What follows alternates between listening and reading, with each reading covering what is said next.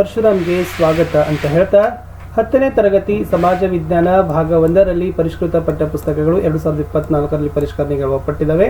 ನಿಮ್ಮ ಪುಸ್ತಕದ ಮೊದಲ ಪಾಠ ಭಾರತಕ್ಕೆ ಯುರೋಪಿಯನ್ನರ ಆಗಮನ ಪಾಠದ ಅಭ್ಯಾಸ ಪ್ರಶ್ನೋತ್ತರಗಳನ್ನು ನೋಡೋಣ. ಸೊ ನಮ್ಮ ಯೂಟ್ಯೂಬ್ದಲ್ಲಿರ್ತಕ್ಕಂಥ ವಿಡಿಯೋಗಳು ನಿಮಗೆ ಉತ್ತರಗಳು ಭಾಳ ಸರಳ, ಸುಲಭ ಮತ್ತು ಉತ್ಕೃಷ್ಟ ಗುಣಮಟ್ಟದ ಉತ್ತರಗಳು ಸಿಗ್ತವೆ.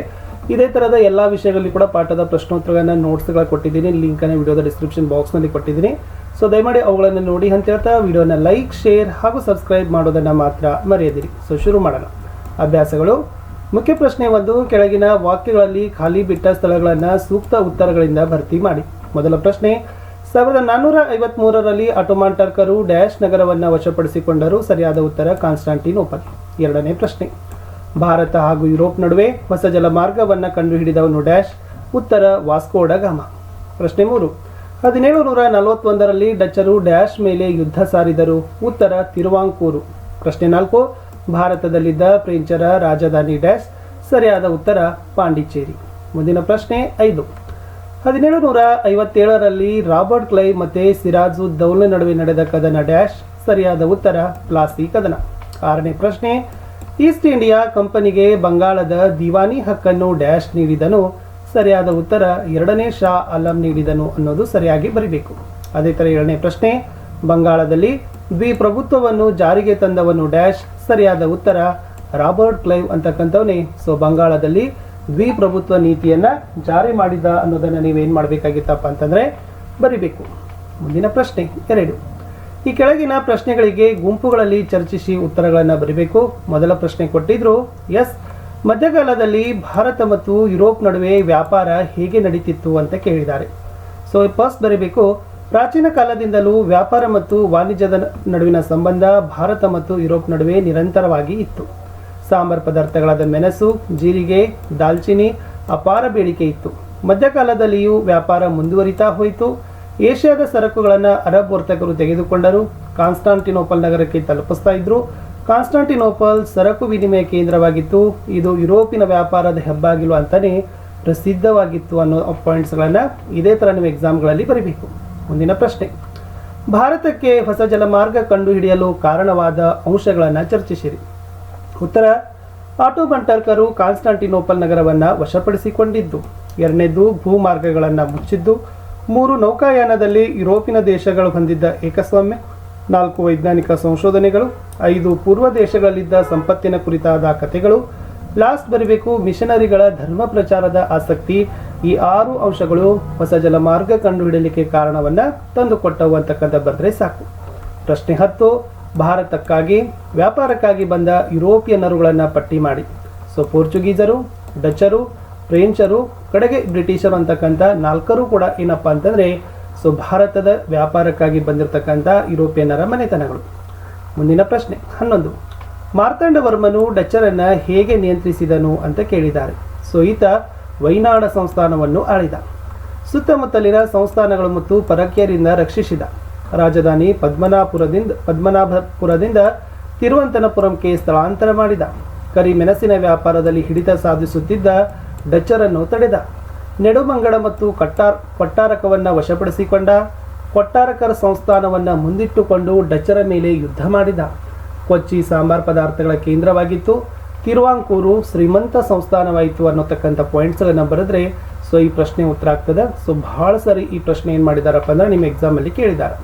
12ನೇ ಪ್ರಶ್ನೆ, 2ನೇ ಕಾರ್ನಾಟಿಕ್ ಯುದ್ಧವನ್ನು ವಿವರಿಸಿರಿ. ಇಲ್ಲಿ ಸಲಾಬತ್ ಜಂಗ್ ಹೈದರಾಬಾದಿನ ನಿಜಾಬನಾಗಿ ಆಯ್ಕೆಯಾದ.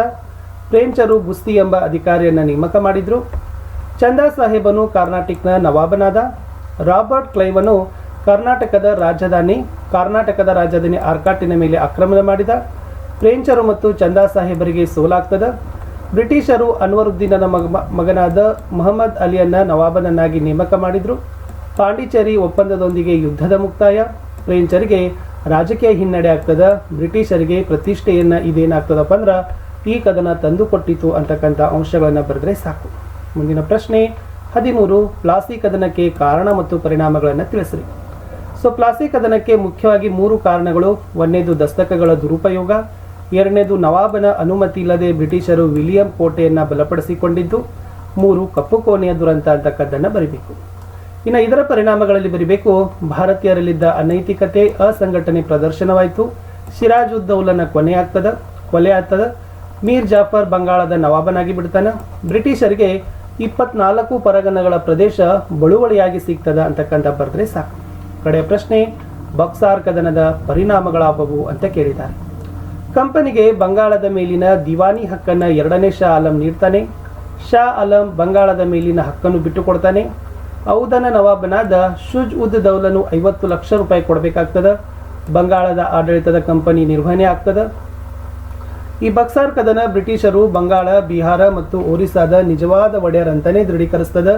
ದ್ವಿಮುಖ ಸರ್ಕಾರಿ ಜಾರಿಯಾಗ್ತದೆ.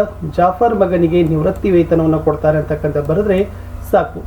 ಇಷ್ಟು ನಿಮ್ಮ SSLCಯ ಸಮಾಜ ವಿಜ್ಞಾನ ಭಾಗ 1ರ ಪಠ್ಯಪುಸ್ತಕದಲ್ಲಿನ ಮೊದಲ ಪಾಠ, ಭಾರತಕ್ಕೆ ಯುರೋಪಿಯನ್ನರ ಆಗಮನ ಪಾಠದಲ್ಲಿ ಪ್ರಶ್ನೋತ್ತರಗಳನ್ನು ನೋಡಾಯಿತು.